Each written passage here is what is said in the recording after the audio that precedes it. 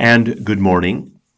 I'm Pastor Calvin Lindstrom, and welcome to Christian Liberty Homeschools. I want to speak briefly on the theme of judgment and acceptance. Jesus Christ on the cross. As you study the Gospels, it is fascinating to see how the crucifixion is described, not as we would tend to describe it.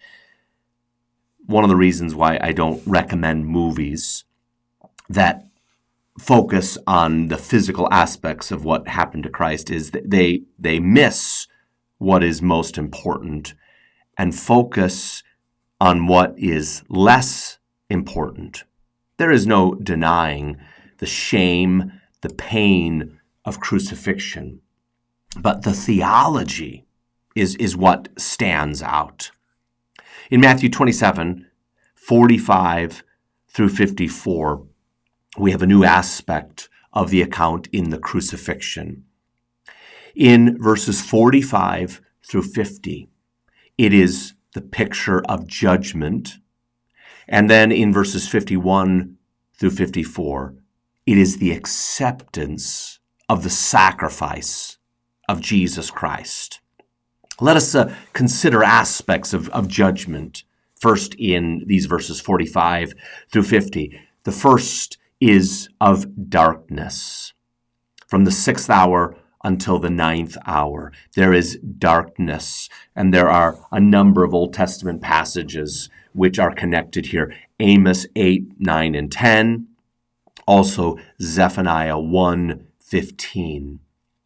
And we can say, this is a picture of judgment because Jesus is clearly the focus.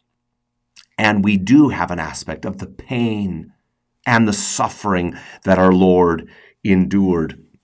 The second aspect of judgment then is the cry of our Lord, Eli, Eli, lama sabachthani, an Aramaic quotation of Psalm 22 and verse 1. And we notice it is with a loud voice.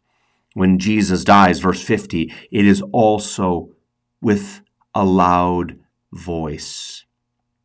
Clearly, Jesus is the Messiah. He is the suffering Messiah. And the words that we have here in Matthew are so profound.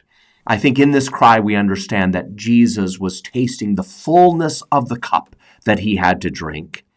In this cry, we understand that Jesus was made sin for us, and that he experienced the fullness of God's wrath and justice, which his people deserve to bear.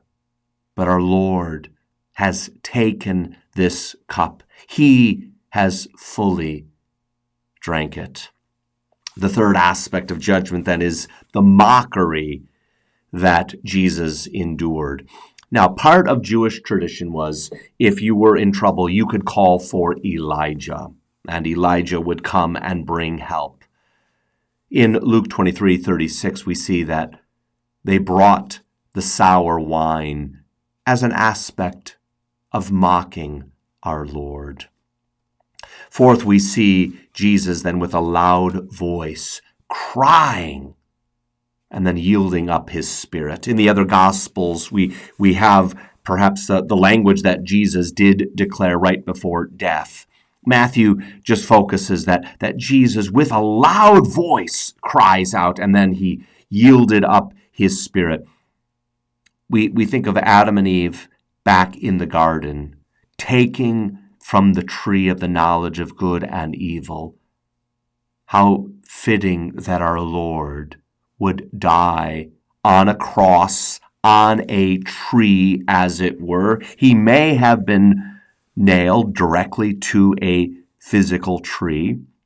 That is a possibility, but the cross does represent a tree. The place of sin also becomes the place where our Lord is judged.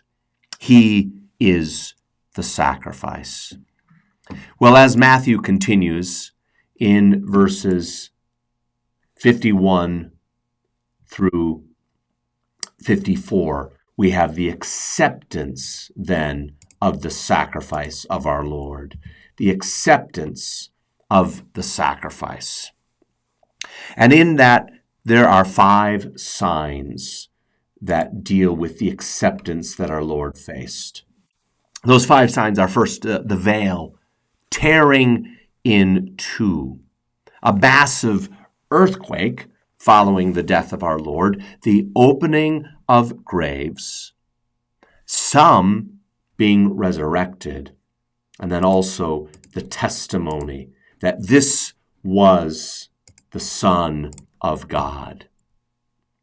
So the veil is ripped from top to bottom. The earth, the massive earthquake, the splitting of rocks, the opening of graves, only Matthew speaks of some of these details. They are amazing.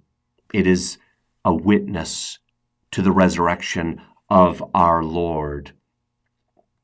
And then we have the testimony of the centurion. Is the centurion brought to saving faith? That's a fascinating question. I don't know if we can fully answer that. What is significant is he brings the testimony to the truth. No doubt this centurion had witnessed many crucifixions. This was not his first rodeo, we might say.